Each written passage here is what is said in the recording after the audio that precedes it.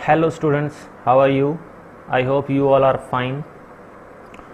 You are most welcome in Achievers Point YouTube channel. This is the class of Civics Chapter 7 Outcomes of Democracy Part 2.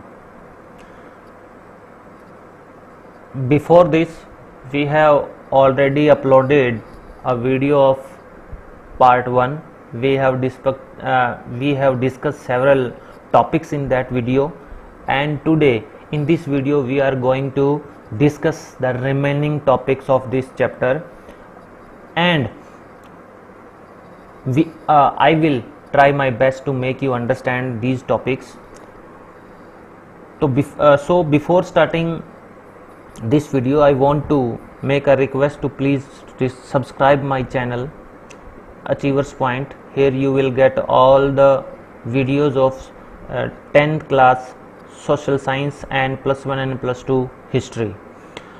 Students who have already subscribed this channel, please press the bell icon so that you can get the instant notification whenever any video is uploaded on this channel.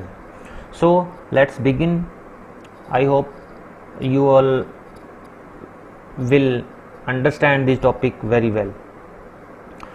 Today's first topic is reduction of inequality and poverty. Means to say that whenever in any country democracy is installed, how that democracy play an important role in reduction of inequality and poverty in the society.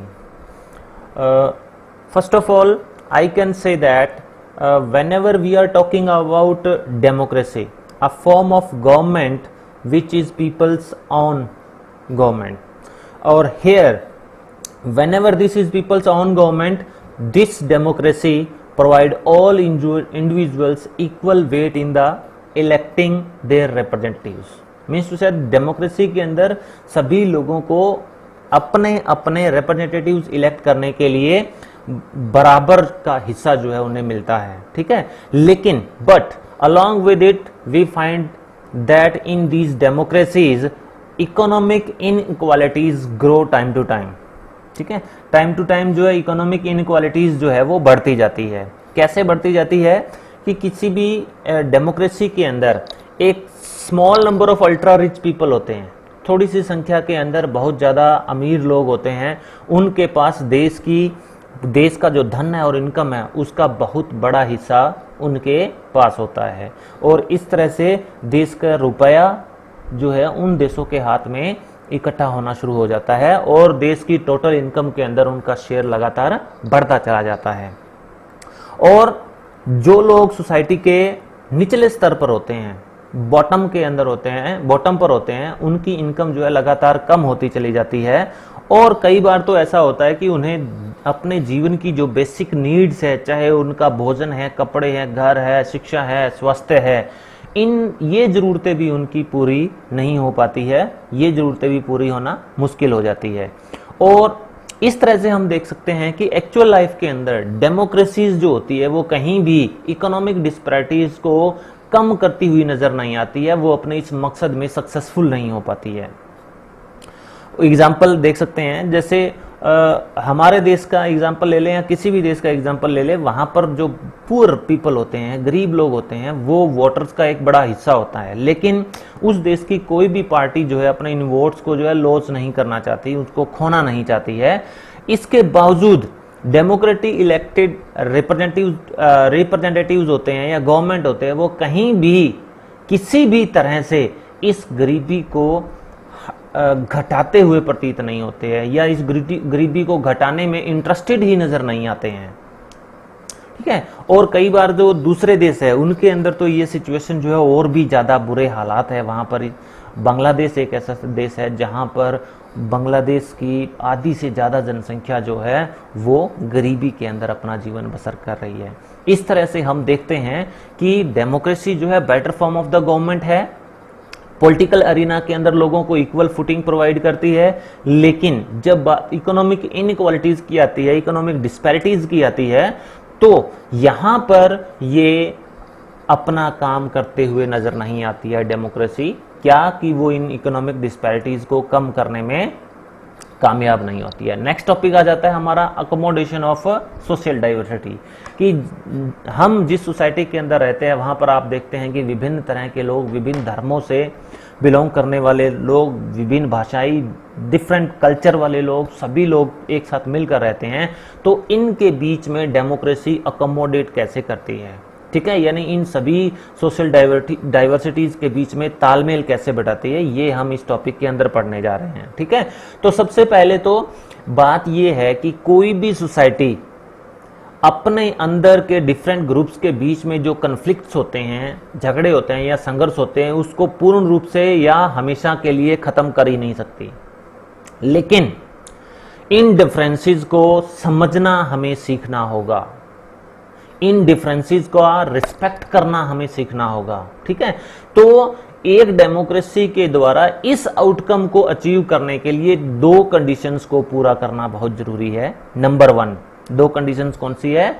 एक तो ये कि ये बड़ा जरूरी है समझना कि जो मेजोरिटी, जो रूल, सिंपल जो रूल है वो मेजोरिटी ओपिनियन का रूल नहीं है। डेमोक्रेसी जो है वो सिंपली मेजोरिटी ओपिनियन का रूल नहीं है, यानी इसके अंदर जो मेजोरिटी के लोग हैं, ठीक है, जो मेजोरिटी वाले हैं, केवल उन्हीं का ओपिनियन यहां पर माना जाएगा, ऐसा नहीं है। ठीक है, मेजोरिटी को हमेशा माइनॉरिटी के साथ मिलकर काम करना चाहिए ताकि गवर्नमेंट के जो फंक्शंस है उससे जनरल व्यू शो हो। ठीक है, यानी कि मेजोरिटी को माइनॉरिटी के साथ मिलकर काम करना चाहिए, इस तरह से गवर्नमेंट के द्वारा किए गए काम ऐसा लगे कि वो सभी के लिए किए जा रहे हैं। नेक्स्ट है, डेमोक्रेसी जो है किसी भी तरह के डिस्क्रिमिनेशन, ठीक है, कि जाति के आधार पर, वर्ग के आधार पर, धर्म और रंग के आधार पर किसी भी तरह के डिस्क्रिमिनेशन के अंदर विश्वास नहीं करती डेमोक्रेसी, और सारे सिटीजन्स जो होते हैं उनको अपनी समस्याओं का उठाने का यहाँ पर अधिकार दिया जाता है, और वो समस्याएं जो है वो बिना डर और बिना किसी जोर जबरदस्ती के उठा सकते हैं। ठीक है, तो इस तरह से डेमोक्रेसी जो है बिना भेदभाव के काम करती है। और नेक्स्ट हम कह सकते हैं कि डेमोक्रेसी तब तक डेमोक्रेसी रहती है जब तक वो हर किसी सिटीजन को मेजोरिटी में आने का चांस दे। अगर किसी को मेजोरिटी में आने के चांस से रोका जाता है तब ये डेमोक्रेटिक रूल जो है फिर उस इंसान के लिए अकोमोडेटिव नहीं रहेगा, यानी उसके साथ तालमेल नहीं बिठा पाएंगे। नेक्स्ट है ए सब्सटेंशियल अमाउंट ऑफ सीट्स। ठीक है, इस सोशल डाइवर्सिटी को अकोमोडेट करने के लिए हमारे सरकार ने या हमारे संविधान ने क्या सुविधा दी है कि वुमेन्स और अंडर प्रिविलेज सेक्शन है, जो पिछड़ा वर्ग है, जो औरतें हैं, उनके लिए सीट्स रिजर्व की गई है ताकि वो भी डिसीजन मेकिंग के अंदर अपना पार्टिसिपेशन कर सके और डिसीजन मेकिंग के अंदर अपना रोल अदा कर सके। तो इस तरह से जो डेमोक्रेसी है वो सोशल डाइवर्सिटी को अकोमोडेट करने के लिए हर संभव कोशिश करती है, और इसीलिए इसे जो है best form of the government कहा जाता है। नेक्स्ट हमारा टॉपिक है dignity and freedom of the citizen. It is the last outcome of this of democracy and this chapter. तो dignity and freedom of citizen को किस तरह से मेंटेन करते हैं ये डेमोक्रेसी या ये best form of the government, ये हम इसमें पढ़ने जा रहे हैं। ठीक है, तो सबसे पहले तो कि हर एक इंसान जो होता है, चाहे मैं है या आप हैं, हम लोग सभी ये चाहते हैं कि हमारे साथी जो है वो हमारे साथ बड़े आदर के साथ जो है वो बिहेव करे, और ये आज़ादी और आदर के को गेन करने का जो पैशन है यही डेमोक्रेसी का मेन बेस है। इसी के आधार पर डेमोक्रेसी जो है वो टिकी हुई है। डेमोक्रेसी जो है लोगों की डिग्निटी, लोगों की रिस्पेक्ट और फ्रीडम को प्रमोट करने के मामले में दूसरी जितने भी फॉर्म ऑफ गवर्नमेंट है उनसे बहुत अच्छी है। ठीक है, जैसे एग्जांपल लेते हैं यहाँ पर, वर्ल्ड के अंदर आज से पुराने समय की बात करें तो अधिकतर जो सोसाइटीज होती थी हिस्टोरिकली वो मेल डोमिनेटेड सोसाइटी होती थी। ठीक है, उनके अंदर जो मेल्स जो है वो सारे डिसीजन लेते थे और वही जो डिसाइड कर देते थे वो फाइनल होता था। लेकिन आज के समय में क्या है कि औरतों को भी इक्वल ट्रीटमेंट और रिस्पेक्ट देना एक डेमोक्रेटिक सोसाइटी के लिए बहुत जरूरी हो गया है। ठीक है, और औरतों को, चाहे वो पॉलिटिकल एरिना के अंदर है, whether that is in economic arena और whether that in social arena, women's are given respect and equal treatment. और same is about the caste inequalities, और ऐसा ही कास्ट इनक्वालिटीज के मामले में है कि डेमोक्रेसी के अंदर कास्ट के बेस पर किसी भी तरह का भेदभाव जो है वो कानून जो है उसकी इजाज़त नहीं देता है, और अगर कोई भी इंसान ऐसा करता हुआ पाया जाता है तो he will be punished by the law. लेकिन डेमोक्रेसी के बारे में सबसे एक अलग चीज है, वो क्या है कि डेमोक्रेसी की जो एग्जामिनेशन है वो कभी खत्म नहीं होती है। यानी एक तरह से कोई भी डिमांड जो एक सिटीजन की होती है वो एक तरह से डेमोक्रेसी का एग्जामिनेशन ही होता है, और जब डेमोक्रेसी वो डिमांड्स लोगों की पूरी कर देते हैं तो उनकी जो है नई डिमांड्स जो है वो पूरी राइज होनी शुरू हो जाती है, और वो इस तरह से डेमोक्रेसी को और अच्छा बनाने की कोशिश करते हैं। ठीक है, कि जब डेमोक्रेसी किसी भी तरह का बेनिफिट अपने सिटीजन्स को देती है तो लोग फिर जो है और बेनिफिट्स की उम्मीद करने चले जाते हैं, और यही डेमोक्रेसी का एक सबसे अलग जो है इसका फीचर है। और वास्तव के अंदर डेमोक्रेसी की सक्सेस क्या है? डेमोक्रेसी की सक्सेस इसी फैक्ट के अंदर है कि लोग कंप्लेन कर रहे हैं। ठीक है, कि जो डिक्टेटरशिप है या मोनार्की है उसके अंदर तो लोगों को कंप्लेन करने की इजाजत ही नहीं होती है। जो कंप्लेन करते हैं उनको तो सिवियर पनिशमेंट वहां पर दी जाती है, और इस तरह से जो डिससेटिस्फैक्शन का पब्लिक एक्सप्रेशन होता है डेमोक्रेसी के अंदर, यही डेमोक्रेटिक प्रोजेक्ट की सबसे बड़ी सफलता है। ठीक है, कि किसी भी गवर्नमेंट के खिलाफ बोलना डेमोक्रेसी की सबसे बड़ी सफलता है। बाकी different form of the government है, उनके अंदर जो है किसी भी सिटीजन को इस तरह की फैसिलिटी जो है वो प्रोवाइड नहीं की जाती है।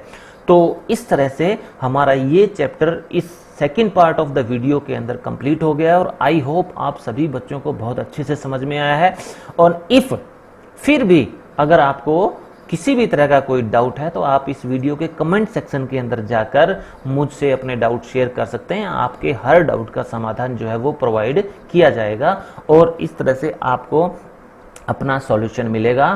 तो एक बार फिर से मैं अचीवर्स पॉइंट्स YouTube चैनल से जुड़ने के लिए आप सभी का धन्यवाद करता हूं, और आपसे उम्मीद करता हूं कि आप सभी लोग इसी तरह से इस चैनल के साथ अपना प्रेम जो है वो बनाए रखेंगे। आपका बहुत बहुत धन्यवाद।